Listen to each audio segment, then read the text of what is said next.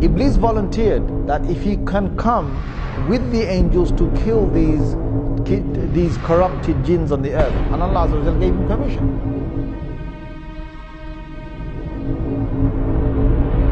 Suddenly Allah reveals to the angels and He says, I am about to make on the earth a Khalifa.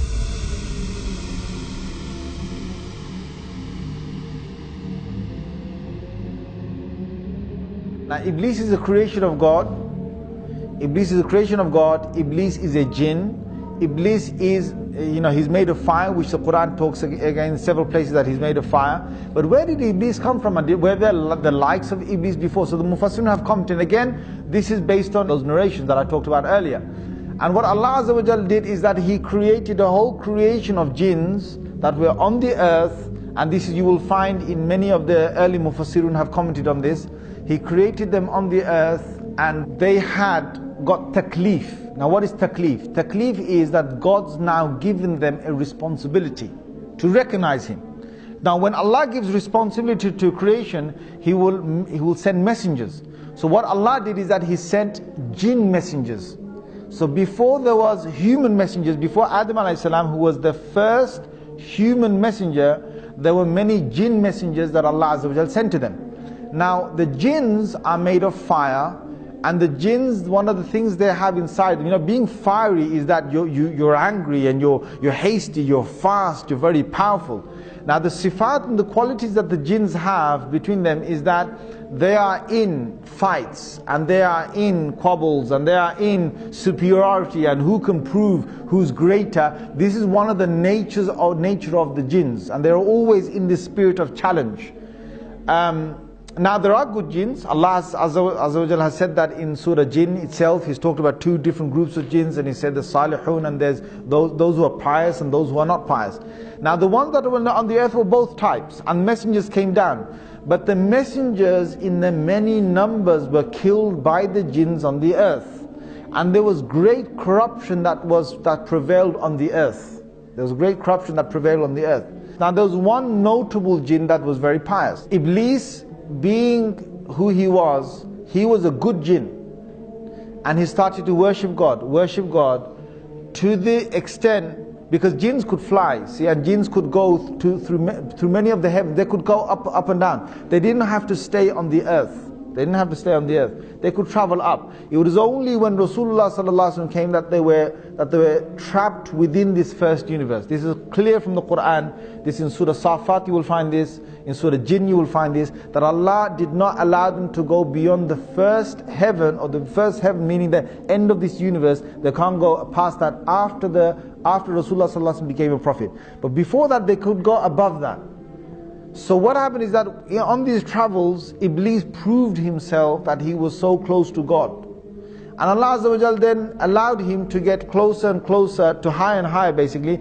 And they say in some of these narrations that there was no space in the heavens was left, like no large space was left in the heaven, but Iblis had gone there and he had worshipped God. So he was a very, very, very close, you could say jinn, servant jinn, however you want to put it, to God. Until then, Allah Azza wa Jal allowed him to come in the company of the malaika, of the angels.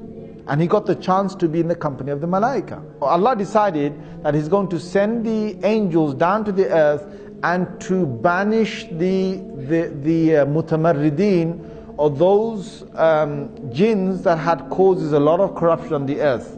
So this group was going to come down and they're going to kill many of these jinns that were just out of control. Iblis volunteered that if he can come with the angels to kill these corrupted jinns on the earth, and Allah Azza wa Jal gave him permission. So he came and they killed a lot of these jinns. They left only a few on the earth, and from these few again the progeny of the jinns would start. Now Iblis returns back. Now many, maybe hundreds of years, I don't know, whatever is going by, because jinns have very long lives. They don't have short lives like the human beings that, we only have 60, 70, 100 years. They have hundreds of years. Perhaps they could have a few thousands of years of living.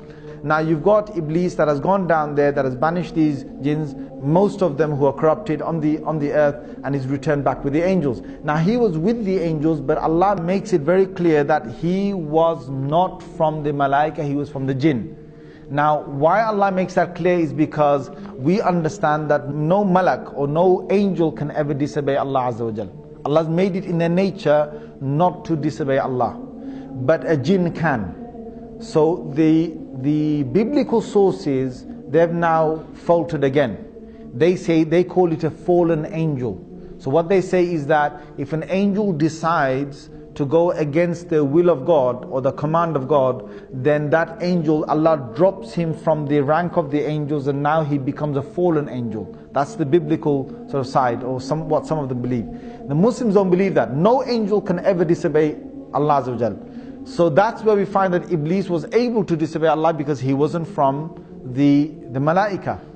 Now there's one thing here. Why is it that Iblis is now going to disobey God? Now you've got to understand the whole thing behind the creation of Adam alayhi salam. Suddenly Allah reveals to the angels and he says, I am about to make on the earth a Khalifa, or someone who will take command, second in charge, or someone who will rule again, reign after the last reigning. I'm about to make a Khalifa on the earth. Now when Allah said that, Iblis got really happy, right? He must have got really happy. And you know why? Because Iblis knows that the angels are not the ones who are going to rule the earth. If there's anyone, there's going to be the creation from the jinns. Allah's going to now make a Khalifa perhaps from the jinns. But Allah's decision wasn't that He's going to make a Khalifa or a vicegerent from the jinns.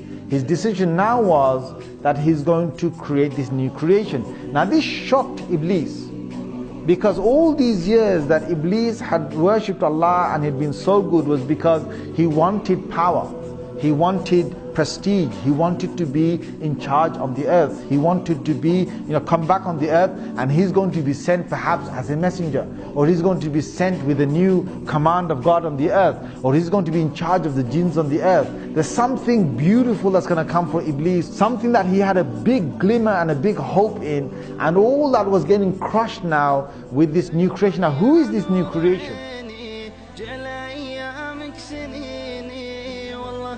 الشوق يضرب بين مأساة وحنيني، قلتها والله شاهد بإن في حبك أجاهد، أدعي المولى بتكلف إن في حبك أجاهد.